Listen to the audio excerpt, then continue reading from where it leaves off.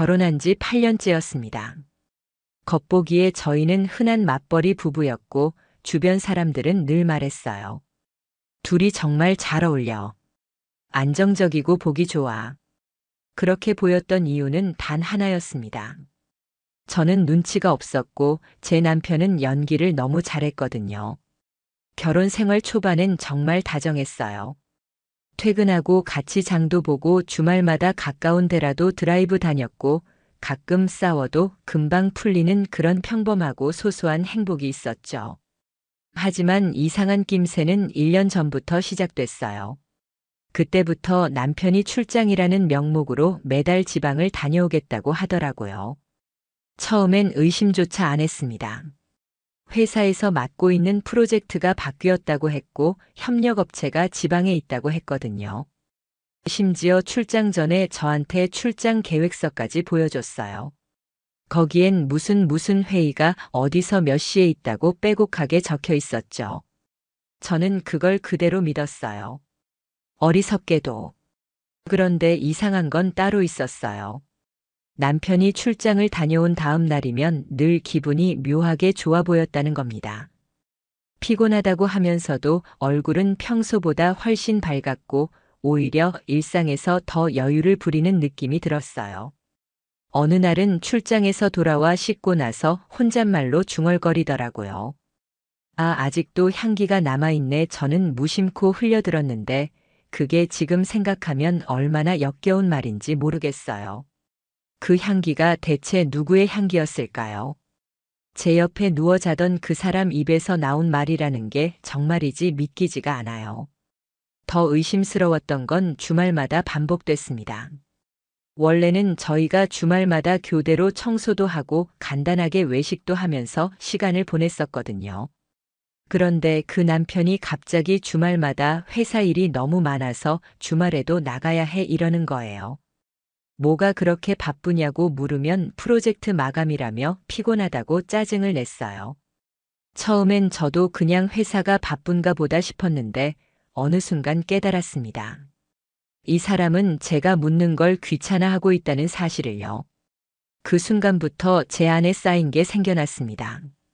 서운함, 섭섭함, 그리고 불안함. 그러다 결정적으로 이상하다고 느낀 건 어느 금요일 밤이었어요. 남편이 다음날 새벽 출장을 간다고 했는데 평소랑 다르게 너무 신경 써서 꾸미고 있었어요. 출장 가는데 왜 향수를 뿌리지? 출장 가는데 왜 새 셔츠에 다림질까지 하고 있지? 이상하다고 느껴서 제가 물었어요. 출장 가는 거 맞아? 그랬더니 되려 화를 내더라고요. 내가 거짓말하는 사람으로 보여? 진짜 기분 나쁘네. 저 그 말 듣고 아무 말도 못했습니다. 그땐 제가 뭘 잘못했나 싶었거든요. 하지만 돌이켜보면 그 사람은 이미 저를 의심조차 못하게끔 만들어 두었던 거예요. 죄책감을 느끼게 해서 말조차 못 꺼내게 만든 거죠. 그리고요. 그날이었어요. 남편이 출장을 갔다는 그날 밤. 제가 우연히 친구랑 전화하다가 옆에서 TV 소리를 줄이려다 리모컨 대신 남편이 두고 간 가방을 건드렸어요. 아무 생각 없이 열었는데 거기서 중요한 단서가 나왔습니다. 속주머니에 들어있던 휴대용 칫솔과 작은 향수. 그건 여행용도 아니었어요. 너무 소형이었고 무엇보다 새 거였어요. 제가 사준 적도 없고 본 적도 없는 브랜드. 그 향수가 낯선 이름이었는데요. 나중에 검색해 보니까 여자들이 선물하기 좋아하는 남성 향수 1위더라고요. 거기서부터 피가 거꾸로 솟는 느낌이었습니다. 이 인간이 출장 간다더니 대체 어디로 간 거지? 갑자기 온몸이 떨리더라고요. 속이 뒤집히고 가슴이 미친 듯이 뛰었어요. 분명 무언가 이상했어요. 하지만 저는 아직 아무것도 증명할 수 없었습니다. 그날 밤 저는 잠이 오질 않았습니다. 남편이 어딘가 다른 여자랑 있다는 생각에 미칠 것 같았어요. 머릿속이 계속 멍돌았고 휴대폰으로 통화 내역을 뒤졌는데 전부 통신사 이름뿐이었어요. 그 사람은 통화 직후마다 기록을 지우고 있었던 거예요. 저는 그때부터 준비하기 시작했어요. 남편의 거짓말을 밝히기 위해서요. 진실을 보기 위해서요. 저는 조용히 움직이기로 했습니다. 다음 출장 날.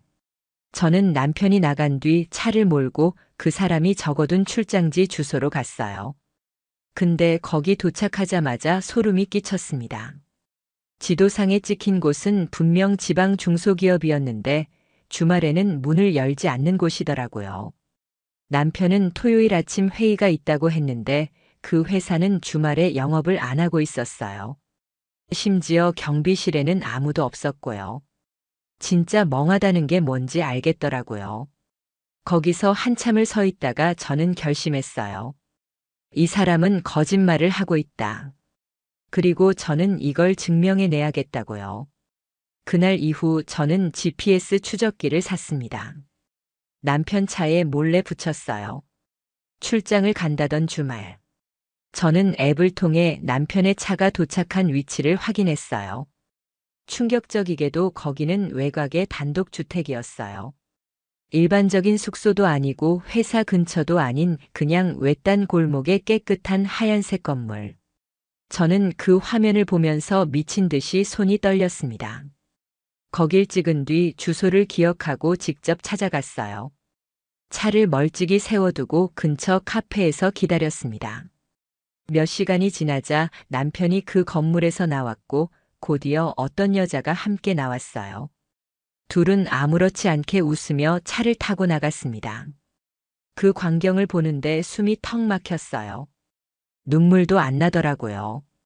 그냥 모든 게 무너지는 소리만 들렸습니다. 그 이후로 저는 말 대신 기록을 남기기로 했습니다. 사진, 위치, 시간, 메모, 통화 내역. 증거가 필요했습니다. 저는 그 사람을 반드시 책임지게 만들고 싶었습니다. 그래야 제가 살 수 있을 것 같았어요. 저 혼자 속고 당하고 바보가 되는 걸로 끝낼 수는 없었어요. 제 인생이고 제 가정이었고 제가 받은 상처였으니까요. 이건 단순한 외도가 아니었습니다. 이건 누군가의 삶을 짓밟은 배신이었고 그 대가를 반드시 받게 해야 했습니다. 제가 시작한 복수는 그렇게 하나씩 굴러가기 시작했습니다. 저는 그날 이후로 사람 하나를 무너뜨리겠다는 생각밖에 없었습니다. 단순한 질투가 아니었어요. 모욕감과 치욕. 그 감정이 머리 끝까지 차올랐거든요. 그렇게까지 절 바보로 만들고도 뻔뻔하게 저를 속이며 돌아왔다는 게 분했습니다. 저는 더는 감정적으로 굴지 않기로 했어요. 차갑게, 아주 차갑게 이 사람의 거짓말을 까발릴 준비를 했습니다. 그래야 제가 무너지지 않을 것 같았거든요. 먼저 저는 남편의 일정을 엑셀에 정리하기 시작했습니다. 출장이라고 한 날, 주말 출근이라고 한 날, 그리고 GPS 기록과 일치하는 날짜들을 하나하나 정리했습니다. 패턴이 보이더군요. 거의 한 달에 2번꼴로 같은 장소에 가고 있었어요. 웃기지도 않게 항상 그 외곽 단독주택. 저는 더는 참지 않기로 했어요. 결국 그 여자가 누군지 알아야 이 전쟁에서 승산이 있다고 생각했거든요. 그 다음 제가 한 일은 그 집 근처의 CCTV를 뒤지는 거였습니다. 다행히 인근 골목에 사설 CCTV가 설치되어 있었어요. 저는 그 집 앞 도로에서 조금 떨어진 가게를 찾아가 사정을 했습니다. 다행히 사장님이 흔쾌히 협조해 주셨어요. 며칠 뒤 영상을 확인하는데 두 사람이 너무나 태연하게 손을 잡고 집 안으로 들어가는 장면이 포착됐습니다. 그걸 보는 순간 가슴이 미어졌어요. 남편은 저에게 따뜻한 말 한마디 안 해줬는데 저 여자에겐 손을 잡고 웃고 있더라고요. 제가 도대체 뭘 그렇게 잘못했는지 분노가 치밀었어요. 그때부터 저한테 감정이란 없었습니다. 오직 증거, 더 많은 증거. 저는 그 집의 주소를 통해 등기부등본을 떼어봤어요. 집주인의 이름 모르는 여자 이름이더군요. 나이는 저보다 조금 어렸습니다. 그리고 그 이름을 검색했더니 충격적인 사실이 나왔습니다. 남편 회사의 옆 부서 직원이었어요. 그 여자도 유부녀였습니다. 진짜 미치는 줄 알았습니다. 남편과 같은 회사였다는 사실도 유부녀라는 것도. 이게 말이 되는 상황인가요? 같은 회사에서 부서만 다를 뿐 매일 얼굴 보는 사람들이 그렇게 이중 생활을 하고 있었다니. 그 배신감과 기막힘에 머리가 터질 것 같았어요. 저 인간은 매일 회의한다고 나가서 저 여자와 시간을 보냈고 심지어 회사 사람들 몇몇은 이미 눈치채고 있었다는 소문도 들었습니다. 이런 막장도 없는 거죠. 저는 더는 못 참겠더라고요. 그 다음 제가 한 건 변호사를 찾는 일이었어요. 저는 주변에서 믿을 만한 이혼 전문 변호사를 소개받았습니다. 그 자리에서 모든 자료를 보여줬더니 변호사가 딱 한마디 하더군요. 이 정도면 충분히 상간소송 가능하고 양육권도 무조건 유리합니다. 그 말 듣고 진짜 온몸에 소름이 돋았어요. 이게 현실이구나. 내가 정말 남편과 상간녀를 상대로 소송까지 가는구나. 저도 한때는 평범한 가정의 아내였는데 이런 막장 드라마 같은 상황이 저한테 벌어지고 있다는 게 기가 막혔습니다. 변호사는 저한테 조언을 줬어요. 상간소송을 하려면 상대방의 배우자에게도 알려야 하고 둘의 관계가 지속됐다는 증거를 계속 모아야 한다고요. 그래서 저는 더 철저하게 준비했습니다. 클라우드에 백업된 사진, GPS 위치 기록, CCTV 영상 캡처, 그리고 주변 가게에서 찍어준 사진까지. 특히 제가 직접 찍은 그날의 사진, 둘이 손잡고 집을 나서는 모습. 그건 정말이지 확실한 증거였어요. 그리고 상간녀의 남편에게도 알렸습니다. 그 사람은 처음엔 믿지 않더라고요. 이해합니다. 누가 자기 아내가 불륜을 저지르고 있다고 쉽게 믿겠어요. 하지만 제가 모은 증거를 하나씩 보여주니 그 사람 표정이 일그러지더라고요. 심지어 상간녀는 저희 남편과 호텔 예약 내역도 있었더군요. 그 사람도 저한테 감사하다고 했어요. 차라리 알려줘서 고맙다고. 그제야 저는 조금 숨통이 트였습니다. 이건 나 혼자 미쳐 돌아가는 상황이 아니구나. 누군가는 함께 분노하고 있다는 게 조금은 위로가 됐습니다. 저는 남편을 바로 대면하지 않았습니다. 대신 조용히 아주 철저하게 소송을 준비했습니다. 변호사와 함께 이혼 소장도 준비했고 상간소송도 함께 넣었습니다. 저는 이혼할 거고 그 책임은 반드시 묻겠다고 결심했어요. 특히 상간녀, 유부녀 주제에 제 남편과 짜고 이중 생활을 한 그 여자. 절대 용서할 수 없었어요. 그러던 어느 날이었어요. 남편이 출장이라고 나갔던 그날.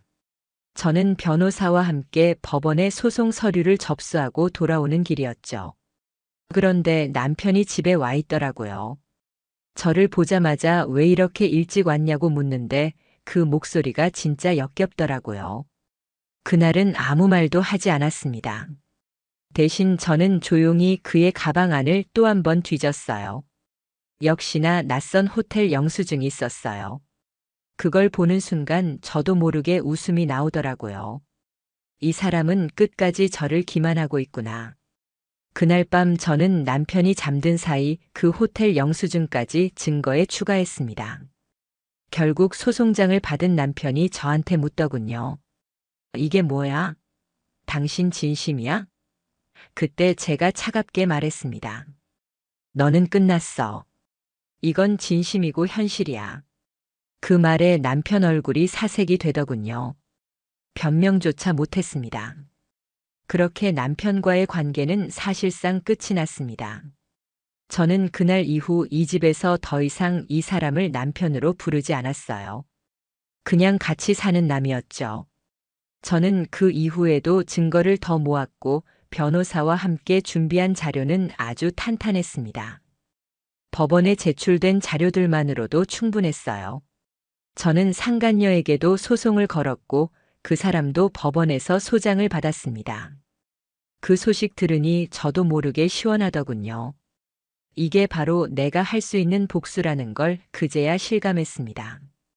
법원에서 판결이 나기 전까지 저는 매일매일 복수심으로 버텼어요. 상간녀 측에서는 합의하자고 연락이 왔지만 저는 단칼에 거절했어요. 내가 받은 모욕과 상처를 돈 몇 푼에 합의하고 싶지 않았거든요. 나는 반드시 법의 이름으로 그 책임을 묻고 싶었어요. 그리고 드디어 판결날. 법원에서는 상간녀에게 위자료 2천만 원을 지급하라는 판결을 내렸습니다. 남편에겐 이혼과 함께 재산 분할에서 불리한 조건이 붙었고 양육권은 전적으로 제가 가지게 됐습니다. 저는 그 순간 이겼다는 생각보다 허탈했어요. 이렇게 끝나는구나. 그래도 이걸로 조금이라도 정의가 실현됐다는 생각에 위안이 됐습니다. 여기까지가 제가 꾸준히 쌓아온 과정의 절반이었습니다. 아직 남편과의 법적 절차는 남아 있었고 그의 몰락도 이제 시작이었으니까요. 남편의 얼굴을 보는 게 하루하루 고역이었습니다. 같은 집에 있지만 서로의 존재를 투명인간처럼 여기며 살았어요. 남편은 그래도 가끔 말을 걸려고 했지만 저는 쳐다보지도 않았습니다. 그 인간의 입에서 나오는 모든 말이 거짓말로 들렸으니까요. 이미 법적으로 싸움을 시작한 이상 저는 더 이상 정을 붙일 이유도 없었고 붙잡힐 마음도 없었습니다. 그런데도 남편은 저를 자꾸 불러 세우려고 했어요. 나 억울해. 나 그 여자랑 그런 사이 아니야. 이런 소리를 하는데 진짜 듣는 순간 미쳐버리는 줄 알았어요. 저렇게 철면 필 수 있나 싶었거든요. 그래서 대꾸도 안 했습니다. 이미 증거는 차고 넘쳤고 판결도 끝났으니까요. 억울하면 법원 가서 얘기하라고 하고 방에 들어가 버렸습니다. 그런데도 그 사람의 뻔뻔함은 끝이 없었어요. 상간녀한테 소송장을 보낸 걸 알고 난 후 남편은 갑자기 태도가 돌변했습니다. 내가 다 잘못했어. 다시는 안 그럴게. 이런 말도 안 되는 사과를 하는데 그게 사과입니까? 저는 조용히 말했어요. 너 지금 나한테 사과하는 거야 아니면 너랑 그 여자한테 떨어진 위자료 때문에 나한테 비는 거야. 그제서야 입을 다물더라고요. 저 인간은 끝까지 본인 잘못에 대해선 입을 열지 않았습니다. 오직 돈이 아까웠던 거죠. 위자료 2천만 원. 그게 뭐라고 저렇게 싹싹 빌까 싶더라고요. 그리고 그 상간녀. 웃기지도 않게 상간녀 남편이 저한테 따로 연락을 해왔어요. 본인도 이혼 소송 준비 중이라고 하더라고요. 저랑 상간녀 남편은 서로 증거를 공유했습니다. 덕분에 더 많은 자료를 확보할 수 있었어요. 그 과정에서 더러운 사실이 드러났죠. 알고 보니 그 둘은 회사 근처에서 원룸까지 얻어놓고 주말마다 그곳에서 살림을 차렸더군요. 그 사실을 들었을 때 진짜 헛웃음이 나왔습니다. 남편이 출장을 간다고 하던 그 수많은 주말들이 다 그곳에서의 생활이었어요. 남의 가정 파탄 내놓고 저런 짓거리를 했다는 게 참담했죠. 그래서 저는 상간녀의 회사에도 정식으로 문제 제기를 했습니다. 상간녀는 남편과 같은 회사였고 명백하게 사내 규정을 어겼으니까요. 부서장에게 자료를 보내고 회사 윤리 규정을 언급했습니다. 업무 외적으로도 회사 명예를 훼손한 거였으니까요. 그 결과 상간녀도 회사에서 징계를 받았습니다. 정직 3개월. 그리고 팀 이동. 사실상 좌천이었죠. 그 사실이 소문처럼 퍼지면서 둘의 이름은 회사에서도 수치로 남았습니다. 회사 사람들이 둘을 손가락질했다는 소식이 들려올 때 조금이나마 속이 후련했습니다. 한편 남편은 회사에서 자체 감사가 들어갔습니다. 출장을 가장해 허위 보고서를 작성한 게 들통났거든요. 출장이랍시고 적어낸 계획서가 죄다 거짓이었으니 그럴 수밖에 없었죠. 결국 남편도 회사에서 중징계를 받았습니다. 직급 강등의 연봉 삭감. 그 인간이 얼마나 자존심 상했는지 집에 와서 신경질을 부리는데 진짜 웃기더라고요. 그럴 때마다 저는 차갑게 말했어요. 네가 만든 결과야. 억울하면 그 여자한테 따져. 그러면 입을 꾹 다물고 방으로 들어갔죠. 이쯤 되니 남편도 포기했는지 더 이상 말을 안 붙이더라고요. 저도 그걸로 충분했습니다. 그런데도 마음 한켠은 여전히 불편했습니다. 아이가 있었거든요. 아이 앞에서는 이혼 준비 중이라는 걸 말하지 않았지만 아이도 느끼더라고요. 아빠랑 엄마 왜 맨날 말 안 해? 아이의 그 말이 가슴속에 꽂혔습니다. 이 인간 때문에 제 아이까지 상처를 입고 있었던 거죠. 그래서 저는 결심했어요. 이혼을 최대한 빨리 끝내야겠다고요. 변호사를 통해 이혼 합의안을 보냈습니다. 재산 분할은 법대로, 양육권은 전적으로 제가 갖고 면접교섭권만 인정해주는 조건이었죠. 남편은 고민 끝에 결국 받아들였습니다. 더 이상 버틸 수 없었던 거죠. 저는 그 순간부터 제 가정을 다시 세우기 시작했습니다. 아이랑 시간을 더 많이 보내고 학교 행사에도 참여했어요. 제일 중요한 건 아이가 더는 상처받지 않게 하는 거였으니까요. 상간소송도 그대로 진행됐습니다. 상간녀 측 변호사가 연락해서 합의금을 올리겠다고 했지만 저는 단칼에 거절했어요. 내 인생 망쳐놓고 돈으로 끝낼 수 있을 거라 생각하지 마세요. 그렇게 말하고 끊었습니다. 결국 판결은 그대로 갔고 상간녀는 위자료를 전액 지급해야 했습니다. 그 여자도 남편과 이혼했고 혼자 살게 됐다고 들었어요. 회사에서도 사실상 왕따가 됐고요. 그 소식이 들렸을 때 솔직히 통쾌했어요. 나 하나 바보 만든 대가가 그 정도면 싼 거였죠. 남편도 결국 집을 나갔습니다. 짐을 싸서 나가면서 마지막까지 한마디 하더라고요. 정말 이렇게까지 해야 했어? 그 소리가 진짜 웃기더라고요. 저는 대답했죠. 너는 이 정도도 안 당하고 살 자격 없어. 그렇게 보내고 나니 비로소 숨통이 트이더군요. 아이에게는 아빠가 따로 살게 됐다고 말했습니다. 아이는 울지도 않고 고개만 끄덕였어요. 마음이 아팠지만 그래도 이게 최선이었죠. 이혼 판결도 최종 확정됐습니다. 양육권도 제가 갖게 됐고 남편과 상간녀는 각자의 자리에서 무너졌죠. 저는 그걸로 충분했습니다. 정의는 결국 실현됐어요. 불륜의 대가는 반드시 치르게 된다는 걸 저는 제 손으로 확인했습니다. 그게 제 복수였고 제 삶의 복원이었어요. 앞으로는 이 아이와 저만의 삶을 다시 살아갈 겁니다. 남편이 집에서 나간 이후 집안이 너무 조용해졌어요. 사실 저는 그 고요함이 너무 좋았습니다. 매일 눈치 보고 마음속으로 울분을 삼키던 시간들이 이제는 끝났다는 안도감 때문이었죠. 그런데 막상 혼자 남고 나니 이상하게도 공허함이 밀려왔어요. 아이가 있긴 했지만 아이가 학교에 가거나 잠들고 나면 그 고요함이 또 다른 외로움으로 다가왔거든요. 그럴 때마다 저는 증거 폴더를 열어봤습니다.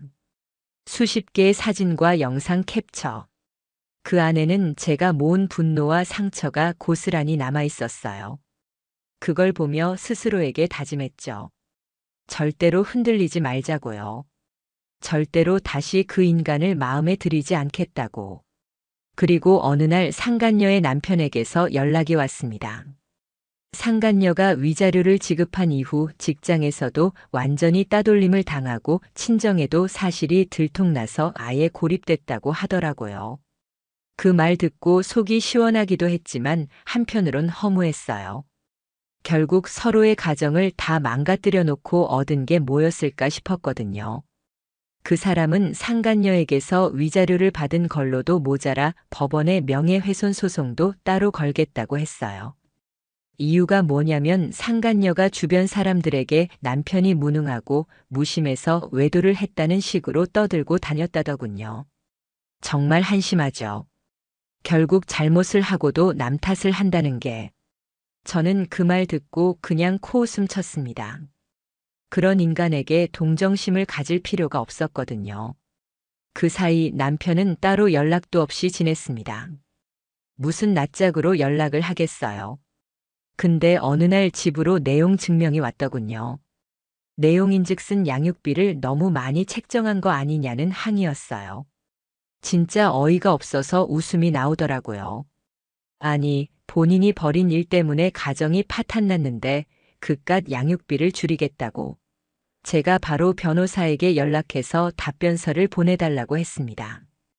그 인간이 돈이 아까워서 그런 소리를 했다는 걸 너무 잘 알고 있었거든요. 법원도 그딴 말은 당연히 기각했어요. 당연한 일이죠.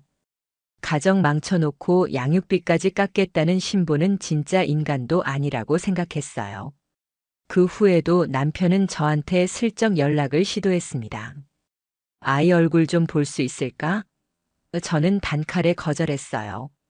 아직 아이가 아빠를 보고 싶어 하지도 않았고 무엇보다 제가 용납할 수 없었으니까요. 아이를 핑계로 다시 제 삶에 끼어들고 싶어 하는 게 뻔했거든요.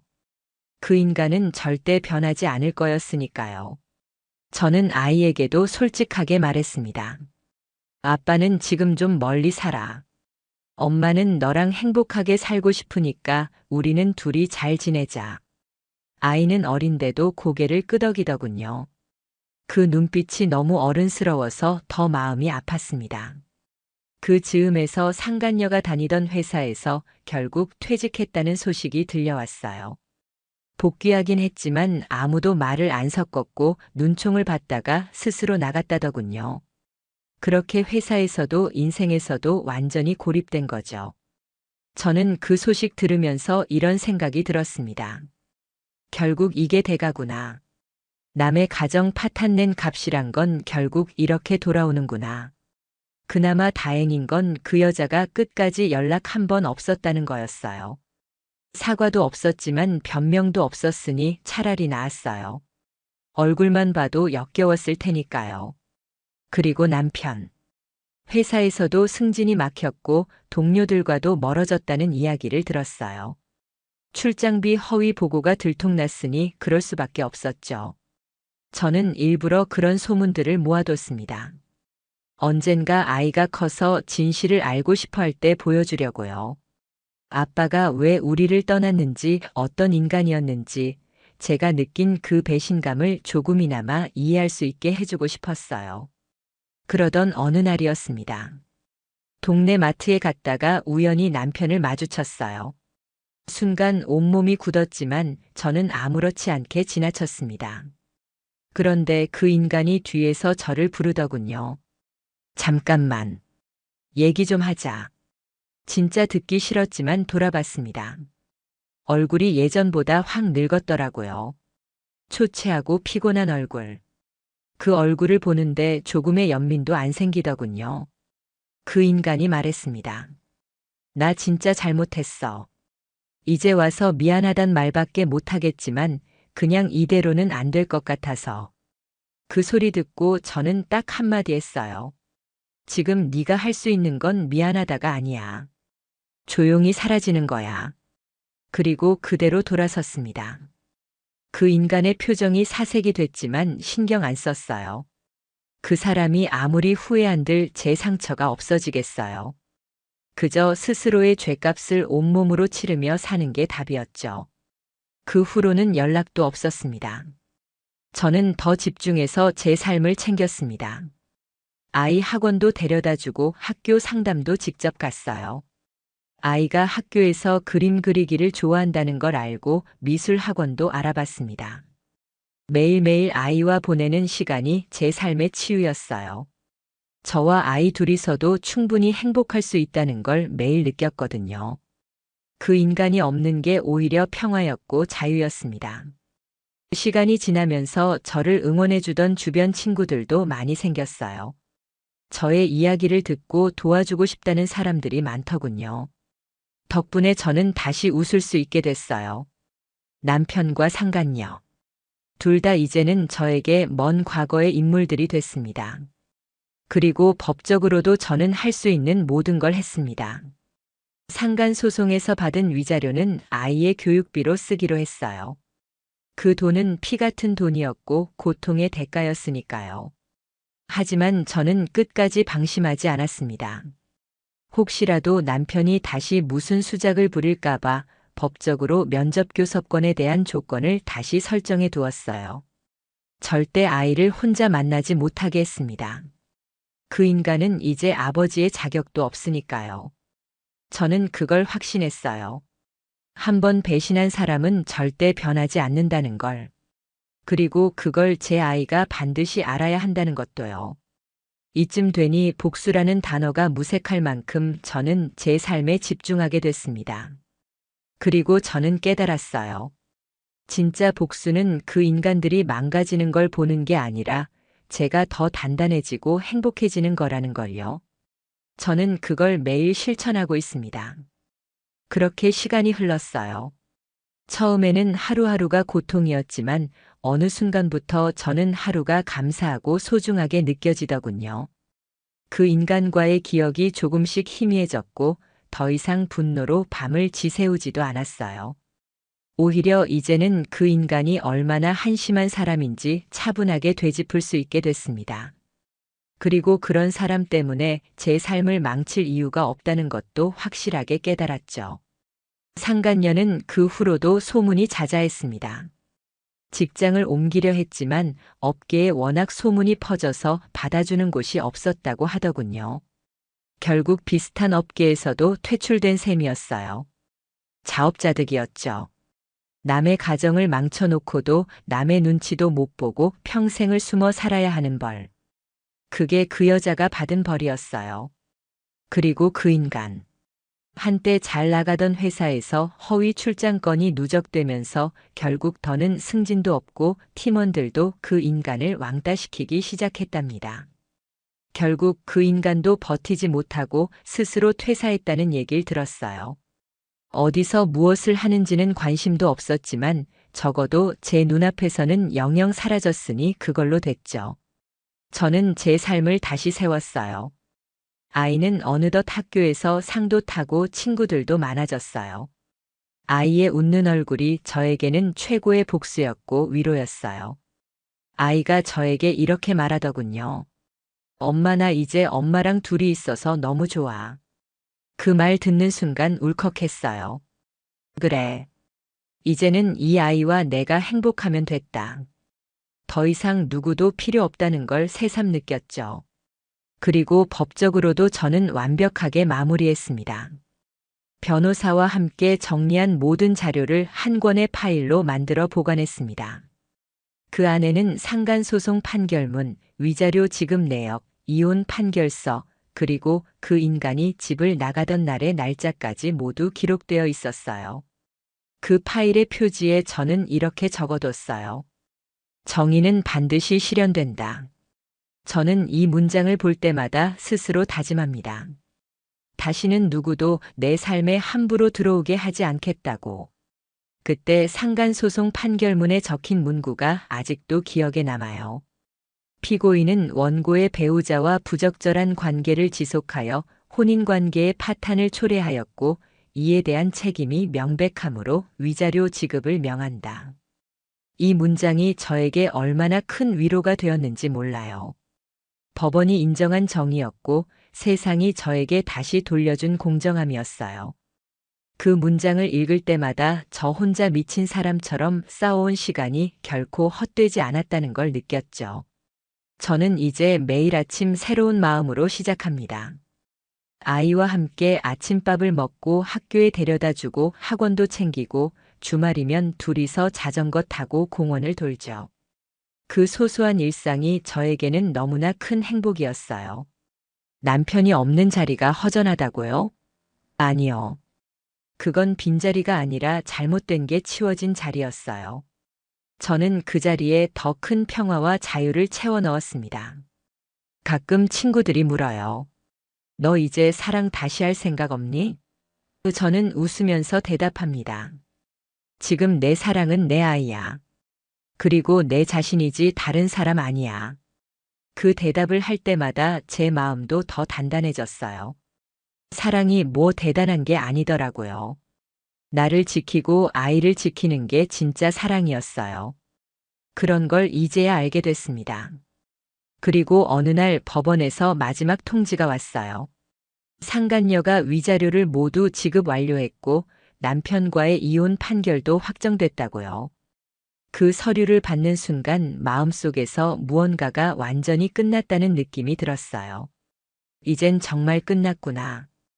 더 이상 돌아볼 것도 없고 생각할 필요도 없는 사람이 됐다는 걸 확신했죠. 그 이후로 저는 상간소송과 이혼 과정을 기록한 일기를 책처럼 정리했습니다. 처음엔 그냥 제 감정을 정리하려고 쓴 거였는데 나중에는 혹시라도 이런 일을 겪는 사람들이 본다면 조금이나마 도움이 될까 싶었거든요. 저는 그걸 제 삶의 기록으로 남겼습니다. 다시는 같은 상처를 반복하지 않겠다는 다짐과 함께요. 이제 저에게 남은 건 아이와 저의 행복뿐이에요. 저는 매일 새벽마다 산책을 합니다. 그 시간만큼은 저 자신과의 대화 시간이에요. 수고했어. 잘 견뎌냈어. 그렇게 스스로를 다독입니다. 그리고 아이가 곁에 있다는 사실에 감사하며 하루를 시작합니다. 이제는 정말 말할 수 있어요. 불륜은 절대 용서받을 수 없는 죄라고. 그 대가는 법적으로도 감정적으로도 반드시 치르게 돼 있다고. 저는 그걸 제 삶으로 증명했습니다. 여러분도 혹시 비슷한 일을 겪고 있다면 절대 혼자 아파하지 마세요. 반드시 증거를 모으고 싸우세요. 그게 나를 지키는 유일한 길입니다. 저는 그걸로 제 삶을 다시 되찾았습니다. 그리고 앞으로도 저는 절대 무너지지 않을 겁니다. 저와 아이의 행복을 위해서. 이 이야기는 그렇게 끝났습니다.